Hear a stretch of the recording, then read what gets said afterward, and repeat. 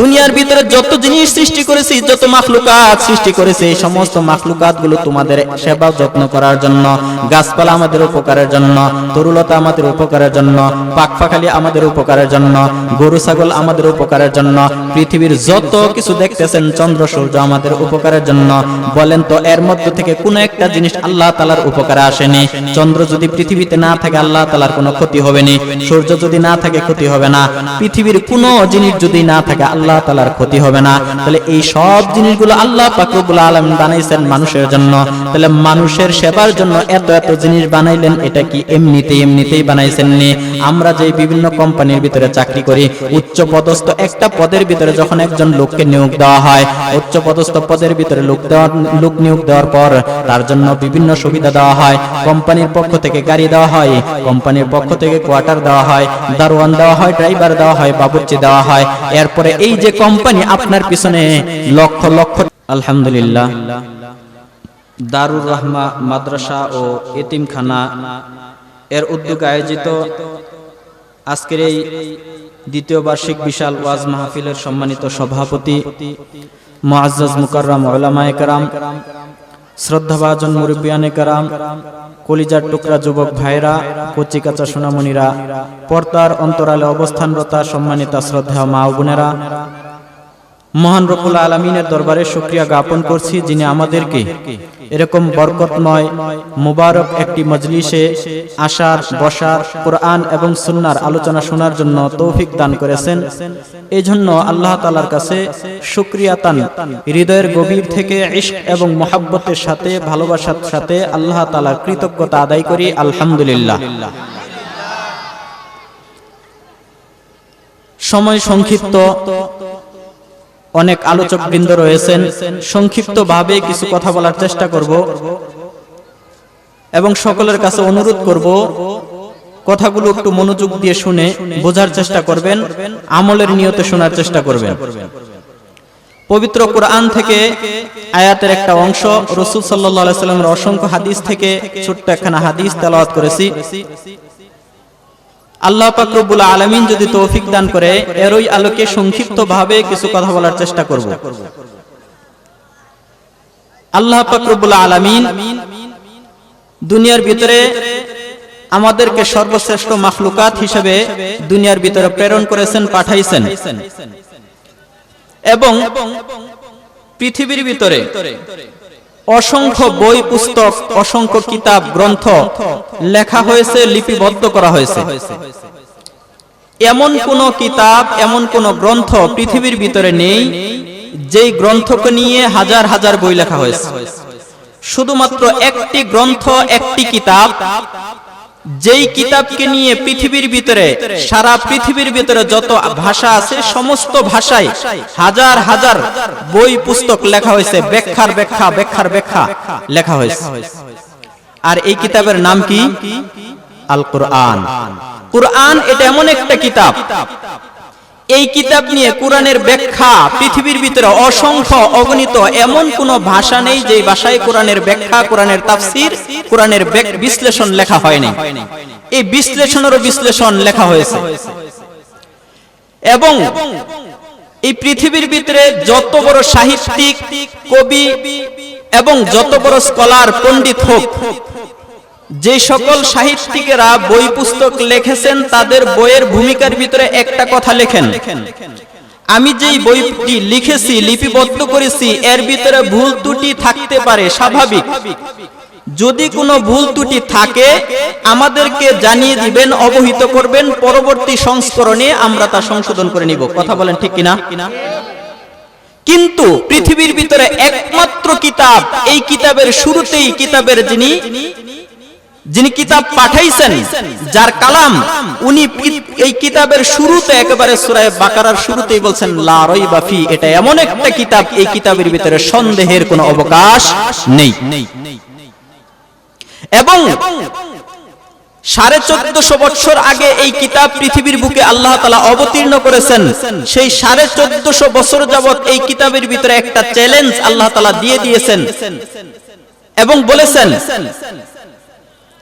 মক্কার ওই সময় রাসূল সাল্লাল্লাহু আলাইহি ওয়াসাল্লামের যুগে যখন নাকি যে কাফেররা ছিল, কুরাইশরা ছিল, এরা যখন রাসূলুল্লাহ সাল্লাল্লাহু আলাইহি সাল্লাম কুরআন তেলাওয়াত করে শুনাইতেন, কোরআনের মাধুর্যতা, কোরআনের এই জাদুময়ী কথাগুলো শুনে তারা মনে করত যে মুহাম্মদ জাদুকর, যেই শুনে সেই কি হয়ে যায়, তার ভক্ত হয়ে যায়।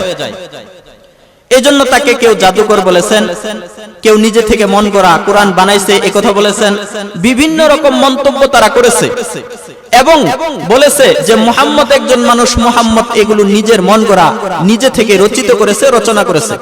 তা আল্লাহ তাআলা তাদের উদ্দেশ্য করে ওই যুগ থেকে নিয়ে এই যুগ পর্যন্ত যারাই এই কোরআনকে আল্লাহ তাআলার বাণী স্বীকার করবে না বা কোরআনের মতন এরকম কিতাব বানাইতে পারবে বলে নিজেকে মনে করবে, এদের ব্যাপারে আল্লাহ তাআলা পবিত্র কোরআনের ভিতরে একটা ঘোষণা দিয়েছেন, কুল ইন কুনতুম তুহিব্বুনাল্লাহা না, আল্লাহ পাক রব্বুল আলামিন পবিত্র কোরআনের ভিতরে ঘোষণা করেন, কি ঘোষণা করেছেন, যে তোমরা যদি তোমাদের কথায় সত্যবাদী হও, ফাতু বিসূরাতিম মিন মিসলি, তোমরা যদি মনে করো কোরআন এটা মানব রচিত মুহাম্মদের বানানো গ্রন্থ, তাহলে ফাতু বিসূরাতিম মিন মিসলি, এর মতন একটা সূরা বানায় দেখাও, একটা আয়াত বানায় দেখাও। শুধু তুমি বানাবা তা নয়, ওয়াদউ শুহাদাআকুম মিন দুনিল্লাহি ইন কুনতুম সাদিকিন।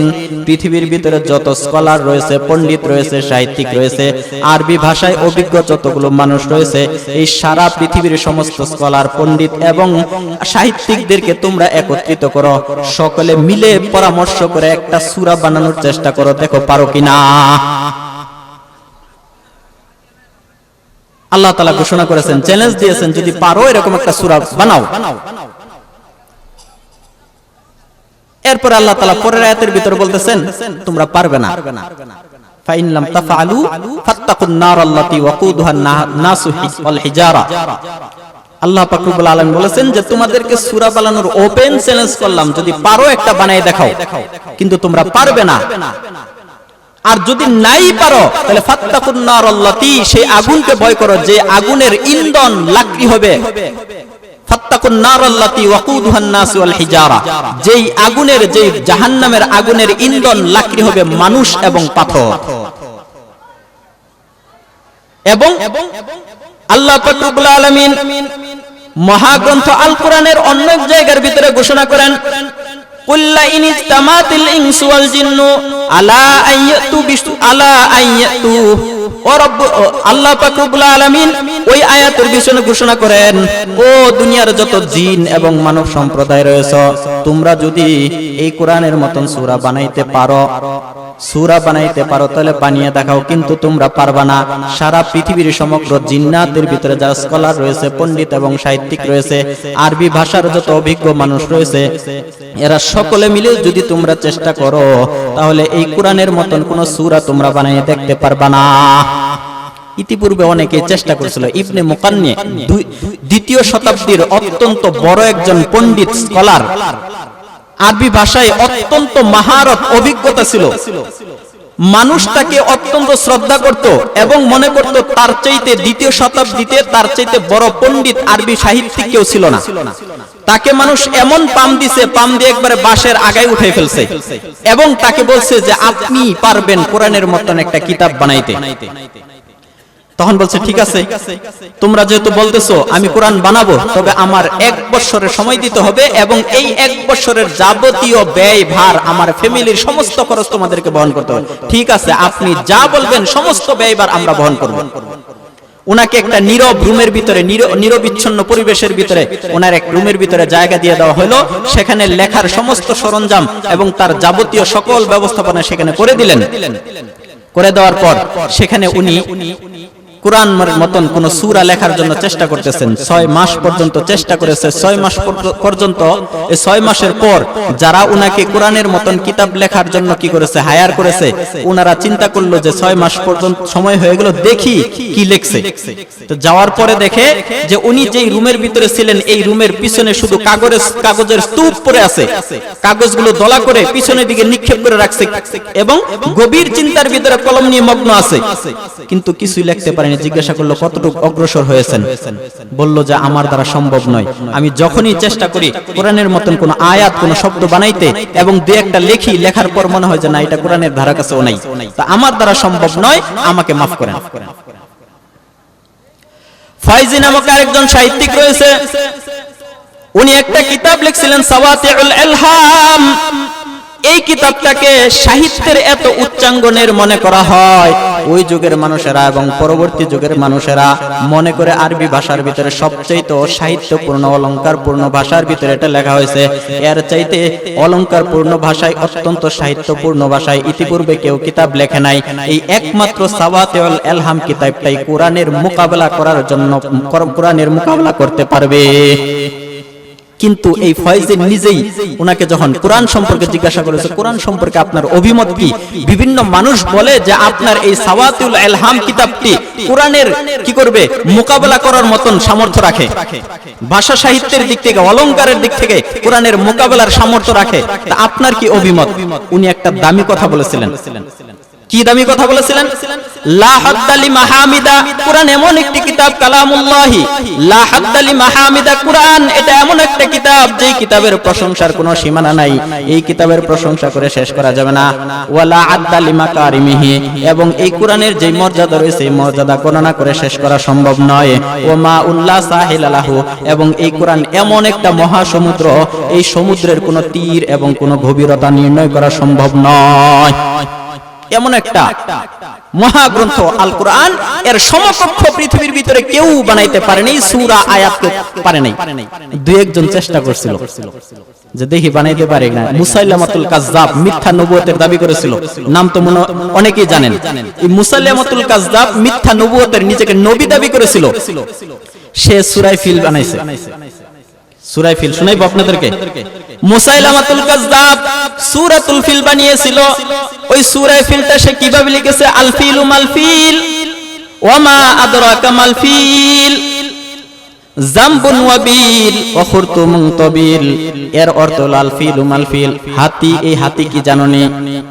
হাতি এটা কি তোমরা জানোনি? জামবুন ওয়াবিল, তার লেজটা খাটো, অর্থ ওয়া খুরতুমুন তাবিল, এবং তার সুরটা অনেক লম্বা। সূরার অর্থ। আচ্ছা বলেন তো এর ভিতরে কোনো শিক্ষণীয় কিছু বিষয় আছে? কোরআনের সূরাগুলো পড়েন, এগুলোর ভিতরে যেরকম শুনতে সুন্দর শোনা যায়, কোরআনের আয়াতগুলো, সূরাগুলো কবিতাও নয়, গল্পও নয়, এমন এক অলংকারপূর্ণ ভাষায় আল্লাহ তাআলা লিখেছেন যে প্রত্যেকটা এগুলো সূরাও আপনার কবিতাও মনে হবে না, গল্প মনে হবে না। ওয়াশ-শামসি ওয়া দুহা ওয়াল কমারি ইযা তালাহা ওয়ান নাহারি ইযা জাল্লাহা ইযাশ শামসু কুবিরাত ওয়া ইযান নুজুমু কাদারাত ওয়া ইযাল জিবালু সুয়িরাত। দেখেন মিল আছে কিনা? শেষে সবগুলো শেষে মিল আছে। তো সূরা বানানো চেষ্টা করছিল আরেকজন আছে, আরেকজন আছে, তো উনিও জাহেজ, ওনার নাম হলো জাহেজ, উনিও কোরআনের সূরা বানাইছিল। সূরার নাম হলো সূরাতুদ দিফতা, ব্যাঙের সূরা। কিসের সূরা? ব্যাঙের সূরা। উনি বানাইছে কিভাবে? ইয়া দিফতাউ বিনতু দিফতাইন, হে ব্যাঙের মেয়ে ব্যাঙ, নকিয়ুন তুনাকিনা, তুমি পানিটাকে পরিষ্কার পরিচ্ছন্ন রাখো, তুমি পানিকে পরিষ্কার পরিচ্ছন্ন রাখো। নিসফাকা ফিল মাই ওয়া নিসফাকা ফিত তিন, তোমার শরীরের অর্ধাংশ পানির উপরে থাকে আর অর্ধাংশ থাকে পানির নিচে। লা তুকাদ্দিরিনা ওয়া লা তামনাইন, কেউ যদি পানি নিতে আসে ওই পানিকে তুমি ময়লাও করো না, এবং কোন পানি নিতে আসলে কাউকে তুমি বাধা দাও না। তার সূরার অর্থ। আচ্ছা শিক্ষণীয় কি আছে বলেন তো? এই ব্যাঙের সূরা বানাইছে। পৃথিবীর ভিতরে এই পর্যন্ত অনেকেই চেষ্টা করেছে কোরআনের মতন অর্থবহ অলংকারপূর্ণ ভাষায়, পৃথিবীর ভিতরে কেউ কোরআনের মতন কোন সূরা কোন আয়াত বানাইতে পারে নাই। এবং আল্লাহ পাক রব্বুল আলামিন ঘোষণা করে দিয়েছেন যে এই কোরআনের মতন কোন সূরা কোন আয়াত কেউ বানাইতে পারবে না। পারবে না। এজন্য আল্লাহ পাক রব্বুল আলামিন বলেন কোরআন একটা পরশ পাথর, এই কোরআনের সংস্পর্শে যারা আসবে, কোরআনের ছোঁয়ায় যারা আসবে তারাই দামি হয়ে যাবে। আমি আপনাকে দুই একটা উদাহরণ দিয়ে বুঝাচ্ছি। আল্লাহ পাক রব্বুল আলামিন আমাদের মাসের গণনা করার জন্য, সময় গণনা করার জন্য 12টা মাস দিয়েছেন। এই 12টা মাসের মধ্যে সবচেয়ে দামি মাস কোনটা বলেন? রমজান মাস। মাশাআল্লাহ, সবচেয়ে দামি মাস হলো রমজান মাস। রাসূলুল্লাহ সাল্লাল্লাহু আলাইহি ওয়াসাল্লাম বলেন আশাবানু শাহরি ওয়া রমাদানু শাহরুল্লাহ, শাবান হলো আমার মাস আর রমজান হলো আল্লাহ তাআলার মাস। এই 12 মাসের মধ্যে সবচেয়ে দামি মাস হলো রমজান মাস। কিন্তু আল্লাহ পাক রব্বুল আলামিন রমজানের পরিচয় দিয়েছেন। রমজানের দামটা এমনিতে আসে নাই, এই রমজানের পরিচয় আল্লাহ দিয়েছেন শাহরু রমাদানাল্লাযী উনজিলা ফীহিল কুরআন। রমজান এটা এমন মাস যেই মাসের ভিতরে কুরআন অবতীর্ণ করা হয়েছে। তাহলে রমজান মাসের পরিচয় দেওয়া হয়েছে কোরআন দ্বারা। তাহলে রমজান দামি হয়েছে এই মাসে কোরআন অবতীর্ণ হবার কারণে। কোরআনের ছোঁয়ায় রমজান মাস আসছে, রমজান মাস দামি হয়ে গেছে। রমজান মাসের ভিতরে একটা দিন রয়েছে, একটা রাত রয়েছে, এই রাতটা অনেক দামি। আল্লাহ পাক রব্বুল আলামিন সেই রাতের মর্যাদা বর্ণনা করতে গিয়ে পৃথক একটা সূরা আল্লাহ তাআলা অবতীর্ণ করেছেন। ইন্না আনজালনাহু ফি লাইলাতুল কদর ওয়া মা আদরাকা মা লাইলাতুল কদর লাইলাতুল কদরি খায়রুম মিন আলফি শাহর। এই রমজানের ভিতরে একটা লাইলাতুল কদর নামক একটা রজনী রয়েছে, ভাগ্যের রজনী। এই রজনীর ভিতরে এই রজনীর দাম আল্লাহ তাআলা বলেন 1000 মাসের চাইতে বেশি। তানাজ্জালুল মালাইকাতু ওয়ার রূহু, আল্লাহ পাক রব্বুল আলামিন বলেন ইন্না আনজালনাহু ফি লাইলাতুল কদর ওয়া মা আদরাকা মা লাইলাতুল কদর লাইলাতুল কদরি খায়রুম মিন আলফি শাহর তানাজ্জালুল মালাইকাতু ওয়ার রূহু ফিহা বিইذনি রাব্বিহিম মিন কুল্লি আমর। এই রাতটা 1000 মাসের চাইতে বেশি উত্তম এবং এই রাতের ভিতরে আল্লাহ পাক রব্বুল আলামিন জিবরাইলকে বিভিন্ন ফেরেশতার দল দিয়ে পৃথিবীর অলিতে গলিতে মানুষকে পাঠান, তাদের জন্য তারা মাগফিরাতের দোয়া করতে থাকে। এই যে রাত, এই রাতটা দামি হয়েছে শুধুমাত্র আল্লাহ পাক রব্বুল আলামিন লৌহে মাহফুজ থেকে পৃথিবীর আসমানের ভিতরে এই সবে লাইলাতুল কদরের মধ্যে আল্লাহ পাক রব্বুল আলামিন কুরআন অবতীর্ণ করেছেন। এই কোরআনের ছোঁয়ায় এই রাতটা আসার কারণে এই রাতটা সবচাইতে দামি হয়ে গেছে। এবার আসেন, পৃথিবীর ভিতরে অসংখ্য নবী রয়েছে, অসংখ্য রসুল রয়েছে। এই সকল রসুলগণের মধ্য থেকে সবচেয়ে দামি, সবচেয়ে শ্রেষ্ঠ ইমামুন নবিয়িন, ইমামুল মুরসালিন, সমস্ত নবীদের সর্দার, সমস্ত রসুলগণের সর্দার হলেন আমাদের নবী হযরত মুহাম্মদ মুস্তাফা সাল্লাল্লাহু আলাইহি ওয়াসাল্লাম। এই আমাদের নবী দামি হয়েছেন একমাত্র কোরআনের কারণে। এই কোরআনটা উনার উপর অবতীর্ণ করার কারণে অন্য সকল নবীর উপর উনাকে শ্রেষ্ঠত্ব দান করা হয়েছে। পৃথিবীর ভিতরে অসংখ্য সুন্দর সুন্দর জায়গা রয়েছে, সিনারিগুলো অত্যন্ত সুন্দর, আশপাশের দৃশ্যগুলো অত্যন্ত সুন্দর, অত্যন্ত ফুলে ফলে সবুজে ভরা। কিন্তু পৃথিবীর ভিতরে এই সকল স্থানগুলোকে শ্রেষ্ঠ স্থান হিসেবে আল্লাহ পাক রব্বুল আলামিন অভিহিত করেন নাই। শুধুমাত্র দুইটা জায়গাকে আল্লাহ পাক রব্বুল আলামিন বলেছেন এই দুইটা জায়গা পৃথিবীর ভিতরে সবচেয়ে দামি। একটা হলো মক্কা আর একটা হলো মদিনা। এই মক্কা এবং মদিনা দামি হয়েছে কারণ মক্কা আর মদিনার ভিতরে আল্লাহর পক্ষ থেকে রাসূলের উপর কোরআন অবতীর্ণ হইতো। তাহলে মক্কা মদিনা দামি হয়েছে, এই দুই শহরের ভিতরে আল্লাহ তাআলা কোরআন অবতীর্ণ করেছেন। তাহলে কোরআনের ছোঁয়ায় যারাই আসতেছে তারা দামি হয়ে গেছে।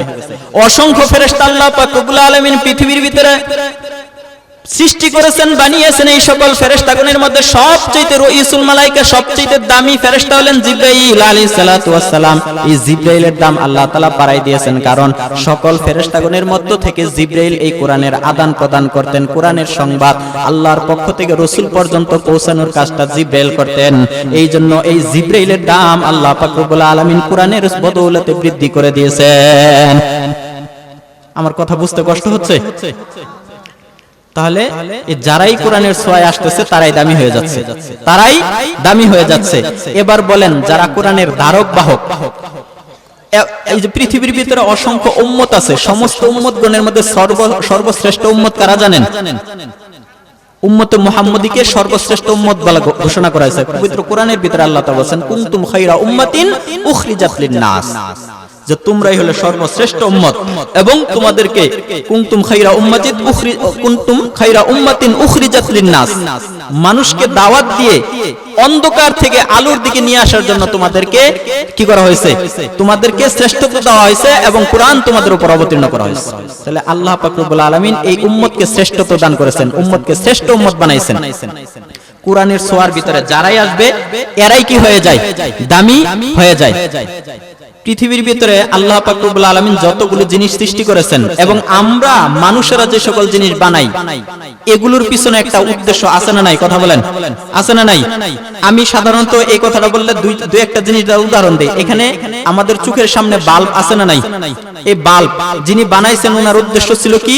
যে এই বাল্বগুলো অন্ধকার ঘরের ভিতরে লাগাবে, ইলেকট্রিক কানেকশন দিবে এবং অন্ধকার দূর হয়ে আলোকিত হয়ে যাবে। কথা বলেন ঠিক কিনা? আপনি বাজার থেকে ঘরের বাল্ব ফিউজ হয়ে গেছে, আপনি বাজার থেকে একটা বাল্ব কিনে আনছেন, এলইডি অথবা এনার্জি বাল্ব কিনে আনছেন। আনার পর আপনার উদ্দেশ্য হলো এই বাল্বটা সেখানে লাগাইবেন। তো রাত্রে লাগাইতে পারেন নাই, ওইটা ওই ক্যাবিনেটের উপর রেখে দিয়েছেন, টেবিলের উপর রেখে দিয়েছেন। পরের দিন সকালবেলা দেখেন যে বাচ্চা সুন্দর জিনিস পেয়ে বাইরে নিয়ে খেলাধুলা করতেছে। এখন বলেন আপনার একটু মেজাজটা গরম হবে কিনা? হ্যাঁ, গতকালকে এত টাকা দিয়ে বাল্ব কিনে আনলেন, এটা বাচ্চা এটা নিয়ে খেলাধুলা করতেছে কেন? আপনি স্ত্রীর সাথে কথাবার্তা রাগারাগি করতেছেন কেন? বাল্বের উদ্দেশ্য হলো এই বাল্বটা লাগাইলে ঘর আলোকিত করবে।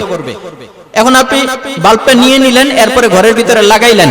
1 সপ্তাহ 2 সপ্তাহ পরে হঠাৎ করে বাল্বটা যে কোনো কারণে নষ্ট হয়ে গেল, এখন আর আলো দিতে সক্ষম নয়। এখন বলেন এই বাল্বের দাম আসেনি? এই বাল্ব নিয়ে যদি বাচ্চা খেলাধুলা করে, এই দিনকে আপনি এখন আর ধমক দিবেন না কেন? যেই জিনিসকে যেই উদ্দেশ্যে বানানো হয়েছে সেই উদ্দেশ্য যতক্ষণ পর্যন্ত পূর্ণ করবে ততক্ষণ সেই জিনিসের দাম থাকবে। যখন সেই উদ্দেশ্য পূরণ করতে অক্ষম হয়ে পড়বে, ওয়াকিজু হয়ে যাবে, তখন আর এই জিনিসের কোনো দাম মূল্যায়ন থাকে না। আল্লাহ পাক রব্বুল আলামিন পৃথিবীর ভিতরে মানুষ সৃষ্টি করেছেন। এই মানুষগুলো সৃষ্টি করার পর আল্লাহ পাক রব্বুল আলামিন শ্রেষ্ঠ গঠন দিয়েছেন, সবচেয়ে বেশি মর্যাদা এবং সম্মান দান করেছেন। আল্লাহ পাক রব্বুল আলামিন এতগুলো মর্যাদা সম্মান দেওয়ার কারণ কি? আল্লাহ পাক রব্বুল আলামিন বলেন, আদ-দুনিয়া খুলিকাত লাকুম ওয়া আনতুম খুলিকতুম লিল আখিরাহ। ও দুনিয়ার মানুষ, আমি তোমাদের দুনিয়ার ভিতরে যত জিনিস সৃষ্টি করেছি, যত মাখলুকাত সৃষ্টি করেছি, এই সমস্ত মাখলুকাত গুলো তোমাদের সেবা যত্ন করার জন্য, গাছপালা আমাদের উপকারের জন্য, তরুলতা আমাদের উপকারের জন্য, পাকপাখালি আমাদের উপকারের জন্য, গরু ছাগল আমাদের উপকারের জন্য, পৃথিবীর যত কিছু দেখতেছেন চন্দ্র সূর্য আমাদের উপকারের জন্য। বলেন তো এর মধ্য থেকে কোন একটা জিনিস আল্লাহ তাআলার উপকারে আসেনি? চন্দ্র যদি পৃথিবীতে না থাকে আল্লাহ তাআলার কোনো ক্ষতি হবে না, সূর্য যদি না থাকে ক্ষতি হবে না, পৃথিবীর কোনো জিনিস যদি না থাকে আল্লাহ তাআলার ক্ষতি হবে না। তাহলে এই সব জিনিসগুলো আল্লাহ পাক রব্বুল আলামিন বানাইছেন মানুষের জন্য। তাহলে মানুষের সেবার জন্য এত এত জিনিস বানাইলেন, এটা কি এমনিতেই বানাইছেন নি? আমরা যে বিভিন্ন কোম্পানির ভিতরে চাকরি করি, উচ্চ পদস্থ একটা পদের ভিতরে যখন একজন লোককে নিয়োগ দেওয়া হয়, উচ্চ পদস্থ পদের ভিতরে লোক নিয়োগ দেওয়ার পর তার জন্য বিভিন্ন সুবিধা দেওয়া হয়। কোম্পানির পক্ষ থেকে গাড়ি দেওয়া হয়, কোম্পানির পক্ষ থেকে কোয়ার্টার দেওয়া হয়, দারোয়ান দেওয়া হয়, ড্রাইভার দেওয়া হয়, বাবুর্চি দেওয়া হয়। এরপরে এই যে কোম্পানি আপনার পিছনে লক্ষ লক্ষ টাকা ব্যয় করতেছে, কোম্পানির একটা উদ্দেশ্য আছে না নাই? আছে। এই উদ্দেশ্য আপনি যতক্ষণ পর্যন্ত পূর্ণ করবেন ততক্ষণ পর্যন্ত কোম্পানির কাছে আপনার মূল্যায়ন থাকবে, দাম থাকবে। যখন আপনি কোম্পানির উদ্দেশ্য পূরণ করতে সক্ষম হবেন না, কোম্পানিকে আপনি উন্নতির দিকে নিয়ে যেতে পারবেন না, কোম্পানির ওই মাসিক পরিমাণ টাকার পরিমাণ যদি আপনি বাড়াইতে না পারেন, কোম্পানি আপনাকে মূল্যায়ন করবে না। আল্লাহ পাক রব্বুল আলামিন বলেন, দুনিয়ার মানুষ যদি একটা মানুষকে এতগুলো উপকারিতা দেয়, এতগুলো সুযোগ সুবিধা দেয়, তার পিছনে যদি একটা উদ্দেশ্য লুকায়িত থাকে, আল্লাহ পাক রব্বুল আলামিন বলেন, ও দুনিয়ার মানুষ, দুনিয়ার ভিতরে আমি অসংখ্য অগণিত মাখলুকাত সৃষ্টি করেছি, এই সকল মাখলুকাতগুলো তোমাদের সেবার জন্য বানাইছি। এখন বলো, আমি যে তোমাদের এত সুযোগ সুবিধা দিলাম, তোমাদের আমি যে তোমাদেরকে এত সুযোগ সুবিধা দিলাম, এই সুযোগ সুবিধা দেওয়ার পিছনে আমি রব্বুল আলামিনের একটা ইচ্ছা আছে, সেই একটা উদ্দেশ্য আছে। সেই উদ্দেশ্যটাই আল্লাহ পাক রব্বুল আলামিন পবিত্র কোরআনের এক আয়াতের ভিতরে বর্ণনা করেন, ওয়া মা খালাকতুল জিন্না ওয়াল ইনসা ইল্লা লিয়াবুদুন, যে আমি দুনিয়ার ভিতরে মানব এবং জিন সম্প্রদায়কে সৃষ্টি করেছি আমি রব্বুল আলামিনের ইবাদত বন্দি করার জন্য, আমার ইবাদত বন্দি করার জন্য। তাহলে আমার ইবাদত বন্দি করার জন্য। এখন বলেন, এই যে আল্লাহ পাক রব্বুল আলামিন আমরা যতক্ষণ পর্যন্ত ইবাদত বন্দি করব, উদ্দেশ্য পূরণ করব, ততক্ষণ আল্লাহর কাছে দাম থাকবে। কোরআনের ছোঁয়ায় যারা আসবে তারাই দামি হয়ে যাবে। একটা ঘটনা পড়ে শেষ করে দিব আলোচনা। কোরআনের, এটা কোরআন হাদিসের কোনো আলোচনা নয়। বাহিরে অনেক মাই দাঁড়িয়ে আছেন, তাদেরকে বিনীতভাবে অনুরোধ করছি, করজোড়ভাবে অনুরোধ করছি, মাহফিলের শৃঙ্খলা রক্ষার্থে আপনাদের প্যান্ডেলে চলে আসার জন্য অনুরোধ করছি। এবং ফাঁকা জায়গাটা আমরা একটু পূরণ করে বসি, একটু জিকির করে লা ইলাহা ইল্লাল্লাহ, জিকিরের সাথে একটু সামনের দিকে চলে আসি। লা ইলাহা ইল্লাল্লাহ, লা ইলাহা ইল্লাল্লাহ, একটু নড়ে চড়ে বসি। লা ইলাহা ইল্লাল্লাহ, লা ইলাহা ইল্লাল্লাহ। তো যেটা বলতে চাইছিলাম যে কোরআনের ছোঁয়ায় যারাই আসে তারাই দামি হয়ে যায়। এখন কোরআনের ছোঁয়া আমরা তো সবাই আলেম হতে পারি নাই। রাসূল সাল্লাল্লাহু আলাইহি ওয়াসাল্লাম একটা হাদিসের ভিতর বলছেন, তোমরা 4 প্রকার মানুষের যে কোনো এক প্রকারে হওয়ার জন্য চেষ্টা করবে, এর বাহিরে যেন তোমরা না হও। এক নাম্বার, কোন আলেমান, তোমরা আলেম হও, আও মুতাআল্লিমান, অথবা আলেমদের ছাত্র হও, আও মুহিব্বান, অথবা আলেমদের সাথে মহব্বত রাখো, আও মুঈনান, অথবা আলেমদেরকে সাহায্য সহযোগিতা করো, ওয়ালা তাকুনিল খামিস, পঞ্চম প্রকার ব্যক্তি হয় না, ফাতাহলিকু, তাহলে তুমি ধ্বংস হয়ে যাবে। আল্লাহ পাক রব্বুল আলামিন বলেন, কোরআনের মহব্বতে যারা আসবে, কোরআনের ছোঁয়ায় যারা আসবে, তারাই দামি হয়ে যাবে। ইন্ডিয়ার একটা বাস্তব ঘটনা রয়েছে, অনেক দিন আগের ঘটনা। এই ঘটনাটা হইল, একটা গ্রাম ছিল, এই গ্রামের ভিতরে কোনো আলেম ছিল না, দিনদার কোনো মানুষ ছিল না, ইমামতি করতে পারবে, দ্বীনের কথা, দ্বীনের বিষয়গুলো বুঝে জানে, এরকম কোনো আলেম ছিল না। ওই গ্রামের ভিতরে একটা মূর্খ মানুষ ছিল। হঠাৎ করে ওই লোকটা মৃত্যুবরণ করলো, লেখাপড়া জানে না, অশিক্ষিত মূর্খ একজন মানুষ। ওই লোকটা যখন মৃত্যুবরণ করলো, মৃত্যুবরণ করার পর ওই গ্রামের মানুষগুলো ধর্মীয় জ্ঞান না থাকার কারণে কিভাবে কাফন দাফন করবে, কিভাবে লাশটাকে দাফন করবে, কে জানাজার নামাজ পড়াইবে, এরকম কেউ ছিল না। যখন এরকম কেউ ছিল না, তখন গ্রামের মানুষগুলো পরামর্শ করে রাস্তার ভিতরে চলে গেল। রাস্তা দিয়ে যখন নাকি কোনো একজন আলেমকে যদি পাওয়া যায়, তাকে ধরে এনে তার মাধ্যমে রিকোয়েস্ট করে জানাজার নামাজটা পড়ানোর ব্যবস্থা করব, কাফনের ব্যবস্থা করব। এই কথা চিন্তা করে রাস্তার ভিতরে চলে গেল। অনেকক্ষণ সময় চলে গেল, ঘন্টার পর ঘন্টা বলে যাচ্ছে, কিন্তু কোনো একটা আলেমকে তারা পাচ্ছে না জানাজার নামাজ পড়াবে বলে। হঠাৎ করে একটা লোক দেখতে পাইলেন, সাইকেল দিয়ে আসতেছে, মাথার ভিতরে টুপি, গায়ের ভিতরে লম্বা জামা, আলেমের মতন দেখা যায়। সালাম দিলেন, সালাম দেওয়ার পর জানতে পারলেন ইনি আলেম। ওনারা রিকোয়েস্ট করলেন যে আমাদের গ্রামের ভিতরে একজন মানুষ মারা গেছে, কিন্তু তার দাফন কাফন করানোর মতন, জানাজার নামাজ পড়ানোর মতন কোনো মানুষ আমাদের গ্রামের ভিতরে নাই। আপনাকে অনুরোধ করছি, আপনি আমাদের এই জানাজার নামাজ পড়াইয়া তারপরে অফিসের ভিতরে যান। ওই লোকটা বলল, আমার তো আজকে অনেক চাপ রয়েছে, কিন্তু তাদের কাকুতি মিনতি আর হুজুর আপত্তির কারণে শেষ পর্যন্ত রাজি হইলেন। উনি গেলেন, জানাজার নামাজ পড়াইলেন। জানাজার নামাজ পড়ানোর পর এবার বলতেছে, কবরের ভিতরে লাশটাকে কিভাবে রাখবো আমরা জানি না, দয়া করে আপনি লাশটা কবরের ভিতরে রেখে যান, আপনি লাশটা কবরের ভিতরে রেখে যান।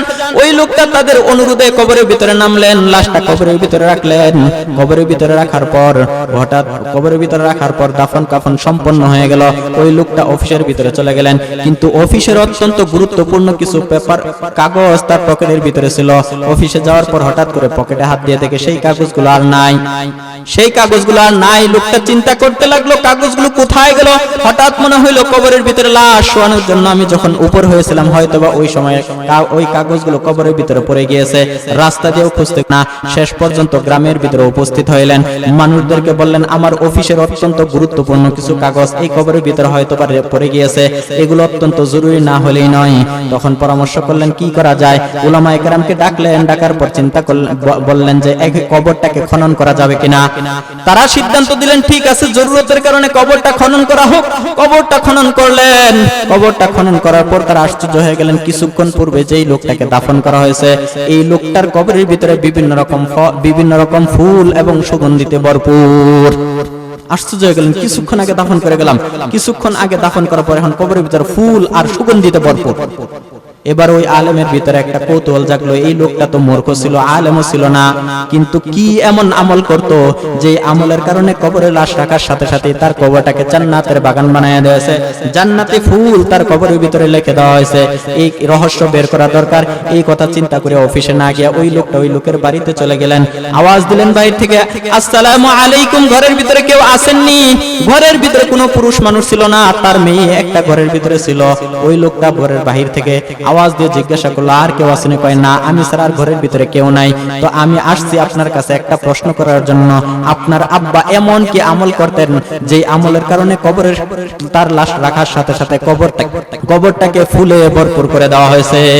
মেয়ে জবাব দিল, আমার বাবা এমন কোন আমল করতেন না যেই আমলটা উল্লেখ করার মতন, বিশেষ কোন আমল তিনি করতেন না। তবে প্রতিদিন সকালবেলা একটা জিনিস আমি দেখছি, আমার আব্বা কোরআন শরীফ পড়া জানতেন না, কোরআনের কোনো জ্ঞান তার ভিতরে ছিল না, কিন্তু নামাজ পড়তেন। আর প্রতিদিন সকালবেলা ফজর নামাজ পড়ার পর ঘরের যে এখানে এই যে বারান্দা রয়েছে, এই বারান্দার উপরে একটা তাক রয়েছে। গ্রামাঞ্চলে কিন্তু ঘরের বারান্দা তাক থাকে, এই বারান্দার ভিতরে একটা তাক রয়েছে, এই তাকের ভিতরে একটা বই রয়েছে। বইয়ের উপর গিলাফ লাগানো, পর্দা দেওয়া। এই প্রতিদিন ফজর নামাজ পড়ার পর আমার আব্বা ওই বইটা নিয়ে গিলাফটাকে খুলে প্রথমে কোরআনটা নিয়ে ওই বইটা নিয়ে চুমু দিতেন, বুকের ভিতরে লাগাইতেন, এরপরে খুলতেন, খোলার পর চুমু দিয়ে কোরআন ওইখান থেকে উনি তো ওই বইয়ের তেলাওয়াত করতে পারতেন না, রিডিং পড়তে পারতেন না, কিন্তু ওই প্রত্যেকটা লাইনের নিচ দিয়ে আঙ্গুলটা ঘুরাইতেন আর তার ভাষায়, হিন্দি ভাষায় বলতেন, अल्लाह ताला ने इस आयत में जो कहा है वो सच है, अल्लाह ताला ने इस आयत में जो कहा है ये भी सच है, ये भी सच है। শুধুমাত্র এই একটা কথাই বলতেন যে আল্লাহ তাআলা এই আয়াতের ভিতরে যা বলছেন এটা সত্য, এর ভিতরে কোনো সন্দেহ নাই, এই আয়াতটাও সত্য, এই আয়াতটাও সত্য, আল্লাহ তাআলা যা বলছেন সব সত্য। শুধুমাত্র একটা কথাই রিপিট করতেন, প্রত্যেকটা আয়াতের নিচ দিয়ে আঙ্গুল ঘুরাইতেন আর এই কথাটা বলতেন। এটাই ছিল তার একটা আমল। তখন ওই আলেম বুঝে ফেললেন আসলে এই লোকটার মর্যাদা শুধুমাত্র কোরআনের মহব্বতের কারণে আল্লাহ তাআলা দিয়েছেন, এবং তার কবরটাকে আল্লাহ তাআলা কোরআনের মহব্বতের বদৌলতে কি বানিয়ে দিয়েছেন? জান্নাতের বাগান বানিয়ে দিয়েছেন। এখন কোরআনের মহব্বত আমাদের করার প্রয়োজন আছে না নাই? আছে। এই কোরআনের মহব্বত করতে হলে আমাদের এখানে, আপনাদের এখানে কি হয়েছে? মাদ্রাসা হয়েছে। এই মাদ্রাসার সাথে সম্পর্ক রাখবেন, উলামায়ে কেরাম এখানে যারা আছে তাদের সাথে সম্পর্ক রাখবেন, মাদ্রাসাটাকে সার্বিকভাবে সাহায্য সহযোগিতা করার জন্য চেষ্টা করবেন, এবং যেখানে যা যা প্রয়োজন আছে নিজের ছেলে মেয়ে তাদেরকে দিবেন লেখাপড়া করার জন্য, অন্যান্য সুযোগ সুবিধা কি আছে এগুলো জিজ্ঞাসা করবেন, এবং কোরআনের সাথে উলামায়ে কেরামের সাথে সম্পর্ক রাখবেন। আল্লাহ তাআলা আমাদের সবাইকে কোরআনের সাথে, কোরআনের ধারক বাহকদের সাথে মহব্বত রাখার তৌফিক দান করুক। আসসালামু আলাইকুম ওয়া রাহমাতুল্লাহি ওয়া বারাকাতুহু।